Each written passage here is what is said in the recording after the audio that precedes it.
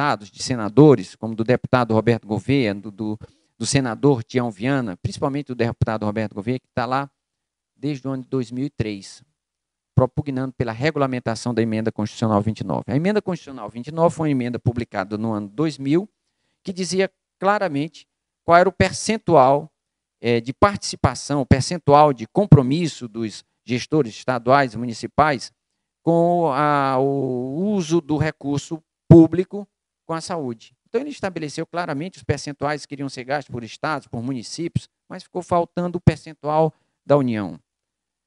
Ficou também faltando na Emenda Constitucional 29 a definição muito clara do que é despesa com saúde e do que não é despesa com saúde.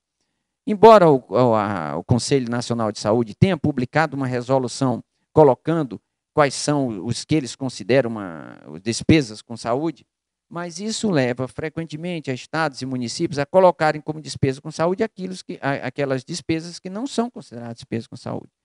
Então, a Emenda Constitucional 29, ela não clareou esta área. Há necessidade, portanto, de sua regulamentação, especificamente em esses tópicos principais. A definição clara do percentual do recurso da União, que deve ser gasto com saúde, e os projetos de lei que tem no Congresso Nacional, todos eles colocam que deve ser 10%. Hoje a União gasta em torno de 8% com a saúde, aproximadamente. Isso levaria, com segurança, a um aporte adicional de recursos extremamente necessário para melhorar o financiamento do sistema, e a definição clara do que é despesa com saúde. E esta luta pela regulamentação da Emenda Constitucional 29 já vem se trabalhando há muito tempo em esfera, várias iniciativas, reuniões no Congresso Nacional, e, infelizmente, ainda não conseguimos esta regulamentação da emenda que garante um financiamento melhor para a saúde no Brasil. Bom, e, na sequência, nós temos o Pacto de Gestão do SUS. O Pacto de Gestão do SUS, ele representa o estabelecimento de responsabilidades claras de cada ente federado, ou seja, as secretarias municipais, estaduais e o Ministério da Saúde, de forma a diminuir as competências concorrentes e a tornar mais claro quem deve fazer o quê, contribuindo, assim, para o fortalecimento da gestão compartilhada e solidária do SUS. O Pacto de Gestão do SUS, ele traz como prioridades definir de forma inequívoca a responsabilidade sanitária de cada instância gestora do SUS. E eu chamo a atenção para vocês na portaria do Gabinete do Ministro, 699, de março de 2006, onde lá estão colocadas claramente essas responsabilidades de cada instância gestora. E também, entre as prioridades do Pacto de Gestão do SUS, ele estabelece diretrizes para a gestão do sistema nos aspectos, em todos esses aspectos que estão colocados aí.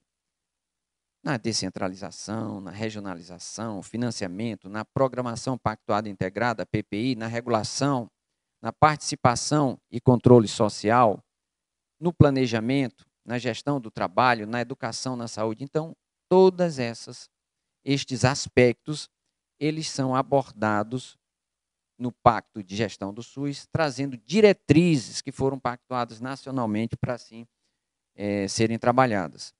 Em relação à primeira área, primeiro aspecto da descentralização, as iniciativas todas do Pacto de Gestão trazem a aprofundar o processo de descentralização, com ênfase numa descentralização compartilhada, com essas premissas que nós estamos colocando aí. Primeiro, o papel do Ministério da Saúde. O papel do Ministério da Saúde é o de propositor de políticas.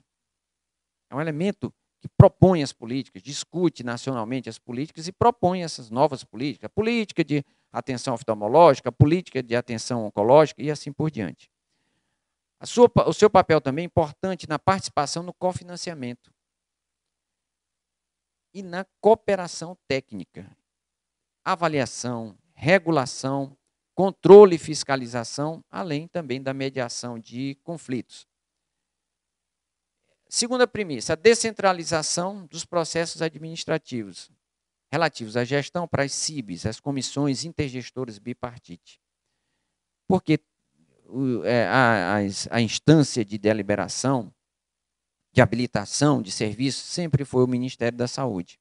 Então, a proposta é descentralizar esses processos administrativos da gestão para as comissões intergestores bipartite, reforçando o papel das comissões estaduais, né, as comissões intergestores bipartites estaduais, e também trazendo a definição de modelos organizacionais a partir de diretrizes e normas pactuadas na comissão intergestores tripartite. E a qualificação permanente para as comissões intergestores bipartite. Isso através do apoio, né, da comissão intergestores tripartite e do Ministério da Saúde, para num processo de qualificação permanente para as comissões intergestores bipartite, que funcionam nos estados. Em relação ao aspecto da regionalização, o aspecto da regionalização, o Pacto pela Saúde, na sua área de Pacto pela Gestão, ela manteve os instrumentos de planejamento colocados já na NOAS, como o Plano Diretor de Regionalização, o Plano Diretor de Investimentos e a Programação Pactuada Integrada.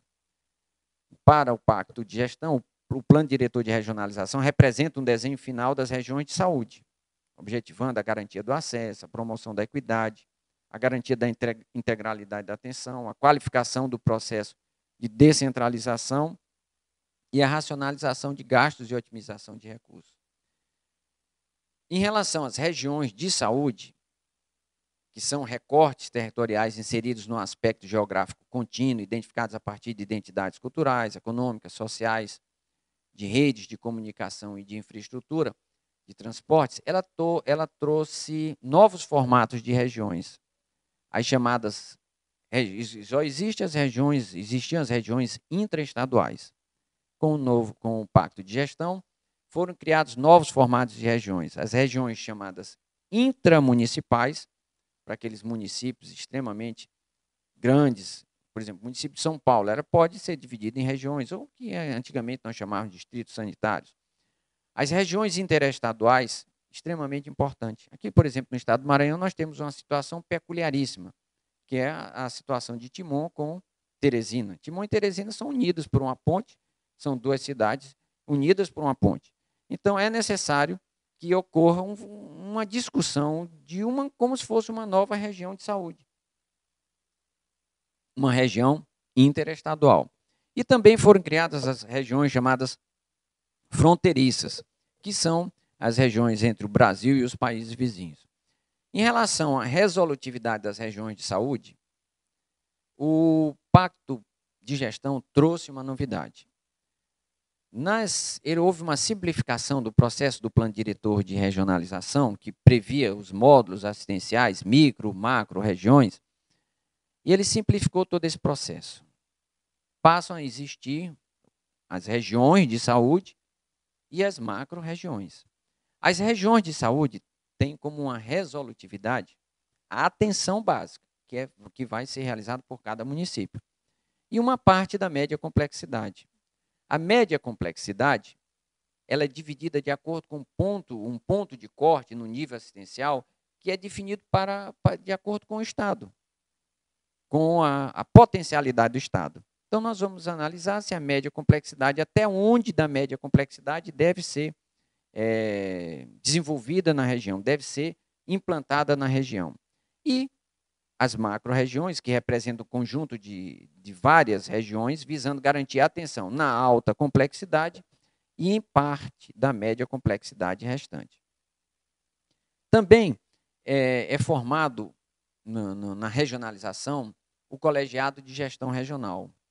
E o colegiado de gestão regional, ele representa um dos avanços do Pacto de Gestão, porque ele passa a ser um espaço permanente de pactuação e cogestão solidária e cooperativa dos gestores da região, que visa qualificar o processo de regionalização. É um fórum de debate contínuo entre os secretários municipais de saúde daquela região. Nós temos 8 municípios, são 8 secretários municipais, e a participação da Secretaria Estadual de Saúde.